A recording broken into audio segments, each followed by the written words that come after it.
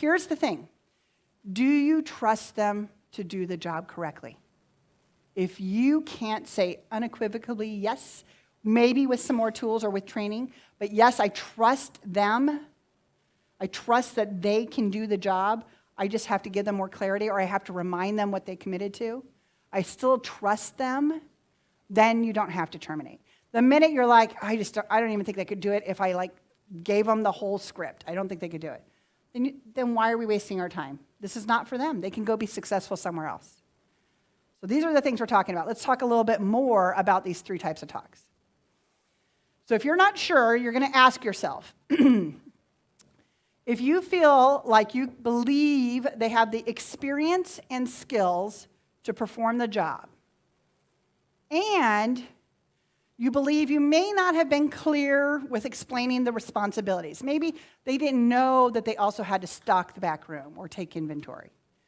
And you believe you may not have been clear with the results, and I want that done every week. Then that's just a refresh discussion that you need to have, right?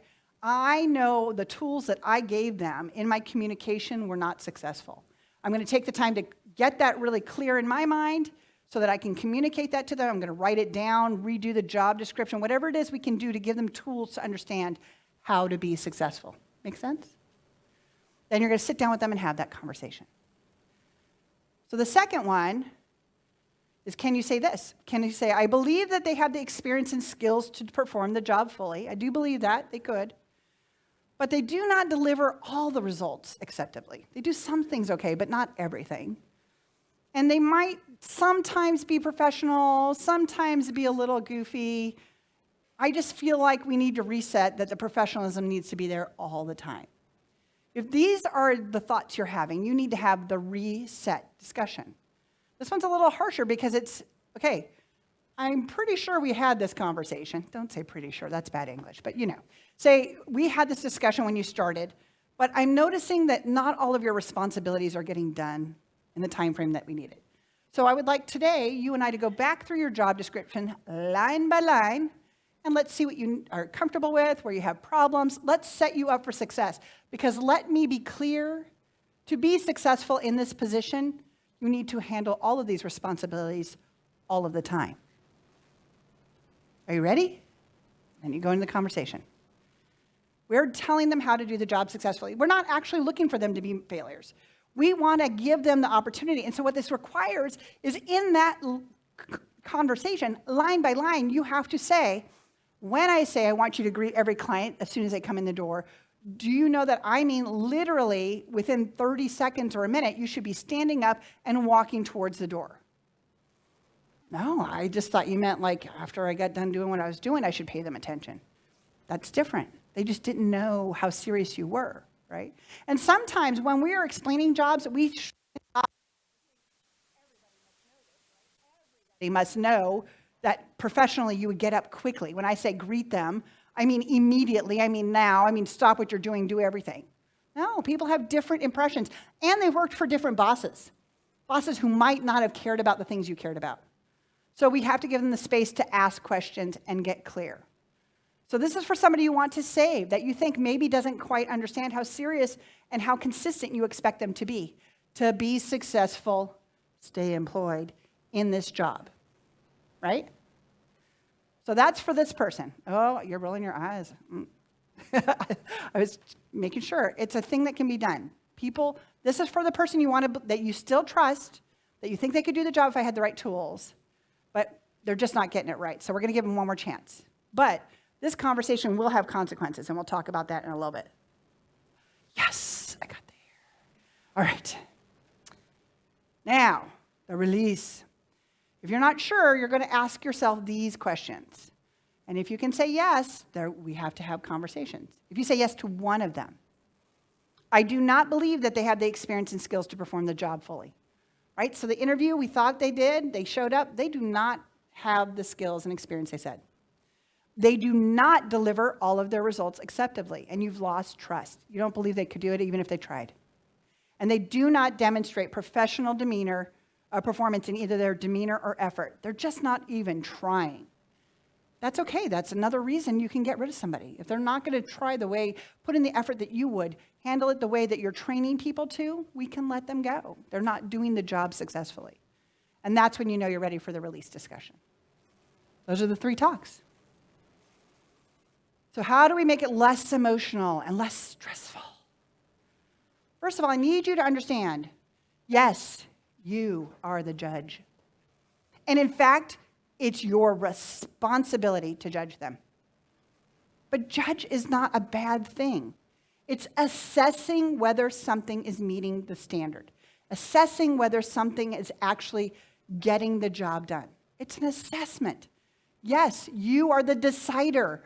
However you want to explain it, it's just that. Don't be afraid to judge. Don't be afraid to say, you are not doing the job to the standards that we want for success here. It is what it is. It's okay. Not everybody's going to do the job. And so sometimes it is about the effort. And oftentimes when we're letting somebody go or having conversations about their effort, that's throw a coin. We don't know if they're going to try harder or not. But we have to be really clear when we discuss this. The attitude that you're showing up with suggests to me that you don't want to be here. Is this your 2 weeks' notice? Maybe don't make that jump right away. Oh, no, I totally want to be here. Okay, well, I will let you know. You come in, you throw your stuff down, then you get on your phone for 30 minutes, and you haven't even looked around the store. How would I think that that is somebody that is showing up professionally for a job? Oh, well, I'm usually here 10 minutes early. Well, okay, so 20 minutes a time you should be working. Tell me how I'm supposed to interpret that, right? So I need to let you know, going forward, it will be like this. All right? Judging is part of the job. It can feel hard when it's all on you, but really, is it? Let's talk about how we really evaluate somebody. Take a picture of this one. Specifically, how their performance has missed the mark. We need to manage to performance. Performance can include attitude, if we've set that expectation. Performance can include professionalism if we've set that expectation. But these are the places you want to look. If you're like, why is this chick bugging me? I don't know what she's doing wrong, but there's just something not right. Go to this list and go, okay, is she handling all the scopes of work? Is she doing the job? The reason we have scopes of work in there, by the way, you should be doing this for your independent contractors and for your vendors as well as your employees. Yeah, your whole team can be used. Any of these processes, any of these ideas we're teaching you, you can use for anyone you let influence your success. So have they missed deadlines? Are there complaints from customers and other team members? Communication failures between you and them? Oh, well, you said noon and I showed up at 1. No, I'm sure you said 1. Yeah, but that's happened 3 times now. So there's something that's not working in the way that we're communicating. How can we fix that? Employee policy failures and team culture failures. If you are holding somebody accountable to these standards, you don't have to worry about being sued, as long as we take the time to be clear with them. To be successful at this job, you must consistently do this thing that you are not doing all the time. Once you've said that, then it's on them. They're making the choice to be in it or not. They're making the choice to be successful or not. So let the emotion go. You're not being the bad guy. We think we're giving them all the tools. And if you're having your one-to-ones, I know you're all having your one-to-ones, but if you're having your one-to-ones, you're also giving them the opportunity to ask you for more help, to ask you for more training, to learn from you. So now we know we're doing all the things that we can. They're not articulating they need anything more. They're just not doing the job.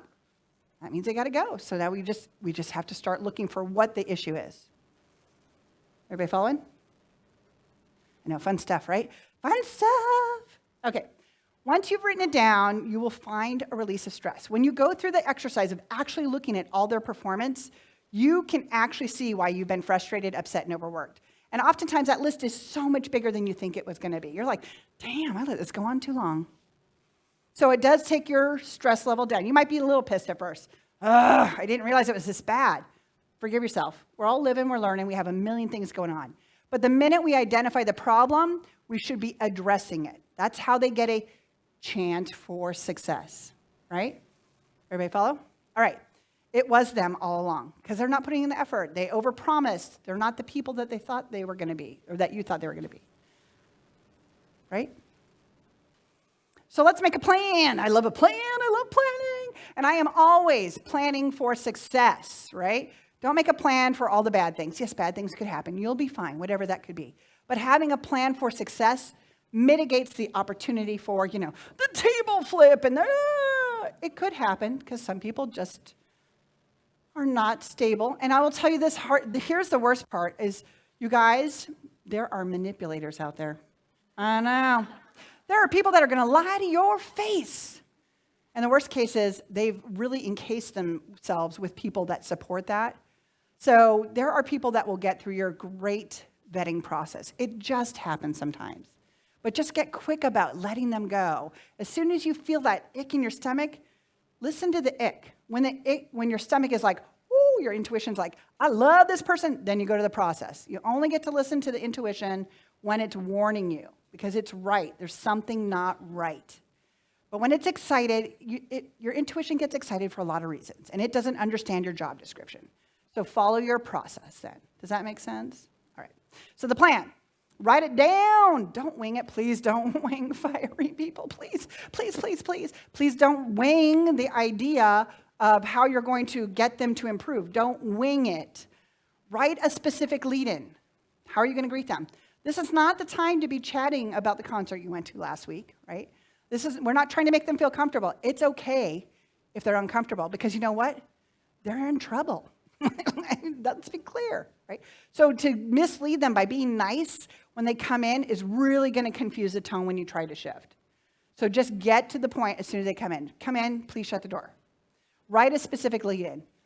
We're here today because there's some things that aren't getting done the way they need to, and I want you to be successful. But it has to change. Just say it. Just say it. Don't overspeak, just say it. I know. Overspeak for me, that's the funniest advice ever, I know. But I'm good at this stuff. Write the specific performance details down on your plan. So already you've done the homework, because they're going to go, I wasn't late 3 times last week. And you're going to go, yes, you were. On Tuesday, you were here at 8:55. You're supposed to be here at 8:30. On Wednesday, you were here. Get the details, because you will feel, now it's not emotional, right? They're going to try to goad you, some people. Some people will be like, oh, I'm so sorry, the boss is mad at me, and they're going to freak out, and you got to keep them calm if you're trying to encourage them to stay around. It's not fun to be in trouble with the boss when you really thought you were doing a good job. After we write the specific performance details, we write the specific timeline and commitment you're asking from them. This is if we are trying to save them and change a habit, behavior, or best practice, right? There's something they're not doing. So we're going to give them a timeline. Okay, over the next 60 days, I need you to not be late once. Not once. And I'll tell you why. Because if it happens again, I will have to let you go. Did you hear it? I'm not choosing. I have to. I have no choice. Your choice is whether you show up on time or not, right? But I don't have the choice about firing you, because you did it again. See how the emotion goes way down? I'm not being a bad guy. I'm not the person that's making up rules. I'm clearly explaining what success looks like, and you chose not to get here. Now, they'll tell you that it wasn't their fault, that they had a flat tire. That could, again, you can decide flat tires happen, absolutely. But if this is the same flat tire they had last month, maybe don't buy that one, right? Maybe they need to park in a better place with less nails. So write what you want. We cannot tell them to change a behavior without having an or else. Or I will have to, or the company will have to. If you're nervous about saying I, or the company will have to, or we are going to have to. You can do the royal we, even if there's just one of you. You got you, yourself, and I. Just we it up if that helps you. Say the words. We will have no choice but to let you go. But tell them what's going to happen. We will have no choice but to do a formal write-up of this issue, right? Because maybe you have formal write-ups in your processes. Depends on what kind of issue we're talking about, whether formal write-up would even be an issue.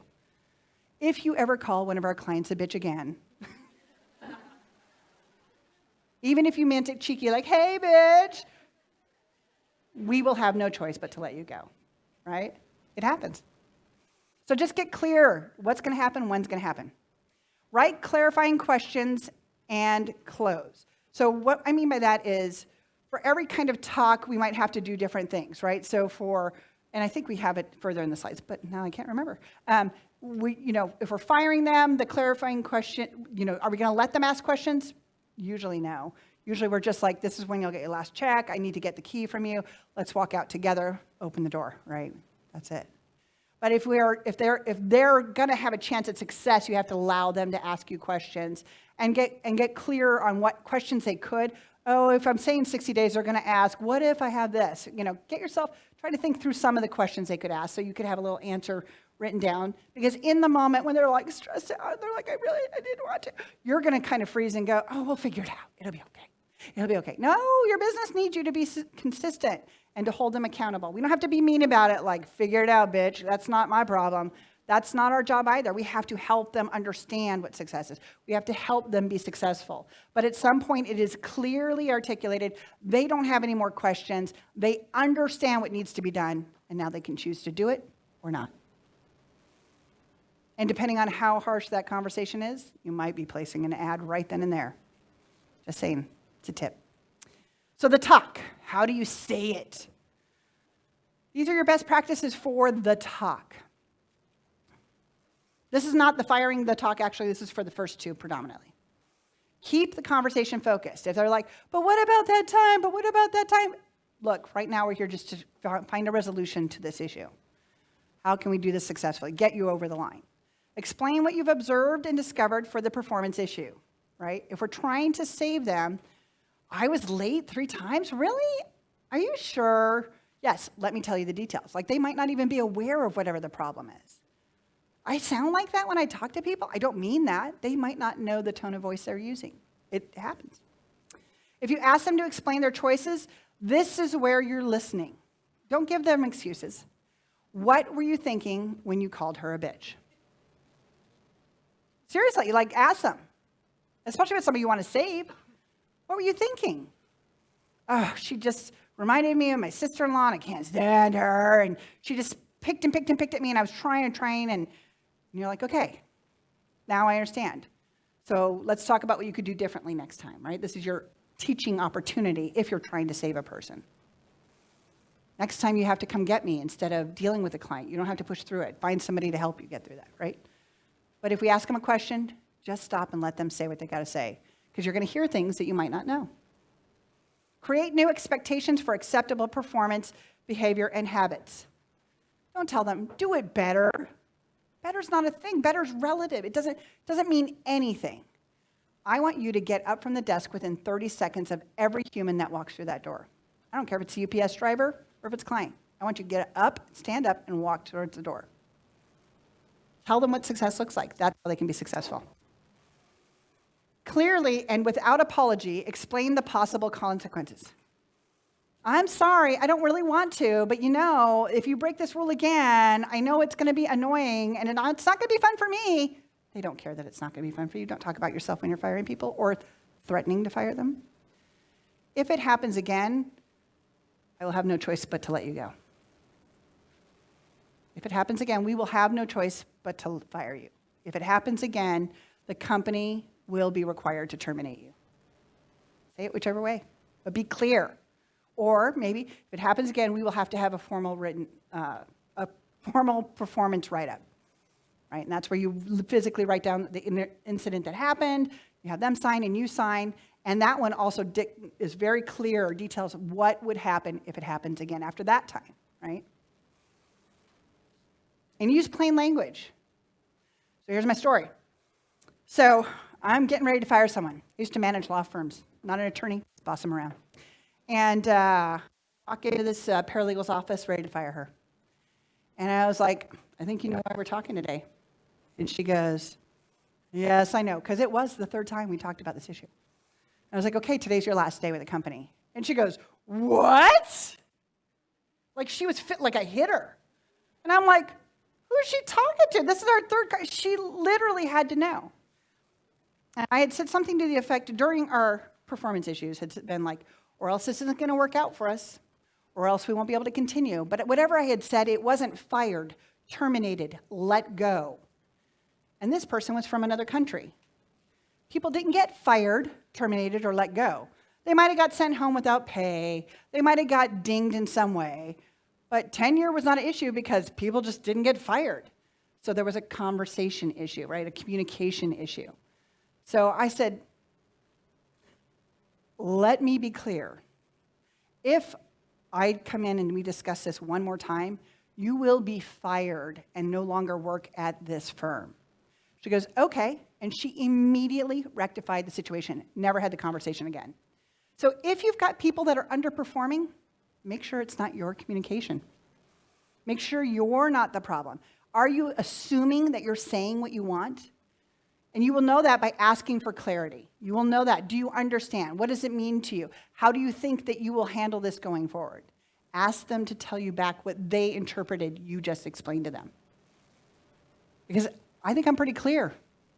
But I definitely was not in that day. And so I literally had, in my mind, I had to give her another chance. I really thought she knew I was going to be coming in there to tell her to hit the road. But she got one over on me because I wasn't clear enough. And I thought, you know what? Shame on me. And better yet, good on her. She made the change. She got it. If I'd been that clear the first time, which is what I'm trying to teach you to do, we wouldn't have even gotten to that point. It wasn't fun for me to walk down the hall to her office knowing I was going to fire her. I'm creating my own stress here. So make sure that we're really thinking about the possibilities and how we're going forward with the teams. All right? So now we're firing. Let's get rid of them. Not totally different, but this is how we handle this one. Keep the conversation focused. When you're firing somebody, you say as little as possible. Because I promise, now they're paying attention to every word you say. If they never listened before, they're listening now because they're going to try to find ways, potentially, to use it against you at a later time. So use plain language. Angie, I called you in here today because today's your last day. There's been too many times where you've been late. You were late again. And as discussed previously, we have to let you go. So let's pack up your things. It's time. Why? What else is there to say? Well, I need to tell her where her check, when she's getting her last pay. I need to make sure I'm getting what I need from her, of course, right? But it doesn't really need to be much more than that. And you definitely are not sorry. Do not apologize. Don't tell them how hard it is for you, because I promise it is not as hard as it is for them. Even if you think they don't care about the job, even if you think they're just being, oh, whatever, I didn't need you guys anyway, I promise you, it's still harder for them. Don't make it about yourself. That's not how we let people go. It's about them and their performance, right? Even if they're swearing at you, cussing up a storm. My favorite thing, and it does piss people off, I know it's bad, but I kind of like it. I'm sorry you feel that way. Now, they'll tell you not to use that words in some situations. But when somebody's swearing at you, I think you can say, I'm sorry you feel that way, right? I'm not being dismissive. I'm just letting them vent and get past it so that we can get them out the room, get them out the premise, get them out the door, right? If they want to explain their choices, just stand up and walk to the door. Okay, I understand. I appreciate that. Okay, let's go get your stuff. If you're not in the room, they can't just keep talking to you, right? Let's go. Let's go. Let's go. Right? What do you got to do? It's not comfortable. They might need a minute. If they're really emotional, it's okay if you get up to the door and they're still sitting there facing where you were, you can just give them a second if they need it, because they got to walk out in front of people now. It might take them a second.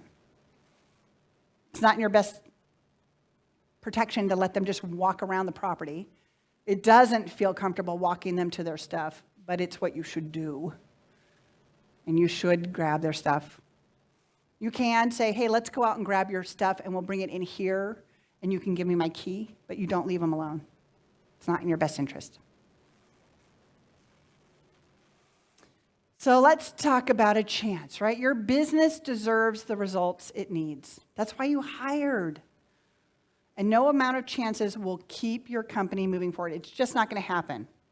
Even if we're trying to give them a chance at success, but if we have to redefine every single responsibility again and again and again and again, it's not working. You're wasting your time and your energy. Your business deserves the right person right then and right there.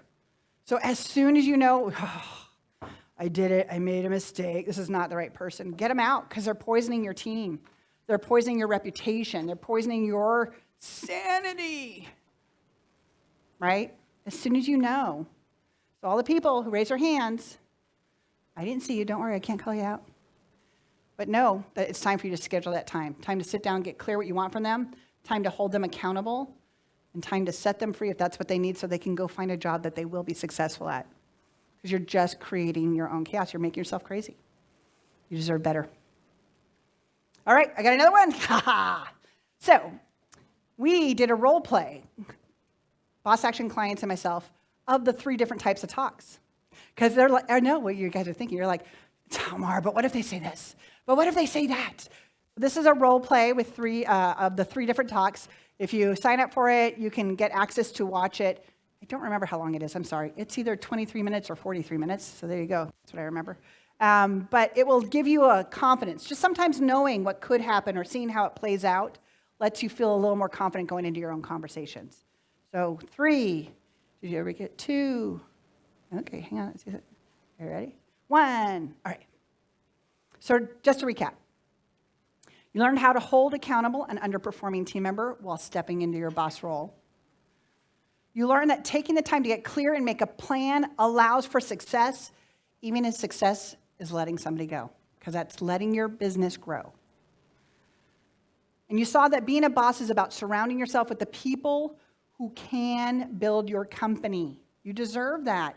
There's great people out there, and the longer you keep somebody who's not doing the job, you're literally keeping your own business from growing. It's costing you money, costing you energy, but more importantly, it's slowing your business growth. The sooner we get there, then we get to go to the bigger there. It's exciting. We want our grow. Oh, see, I only did it once this time. A boss provides the tools. The team builds success. That's it. That's the definition of success. That's literally it.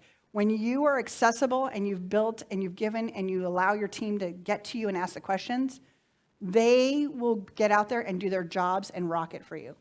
They just want to know how you want it done. But if they're not doing it correctly, it is absolutely your responsibility to go and ask them to do it right, or it's time to step up or step out. Thank you.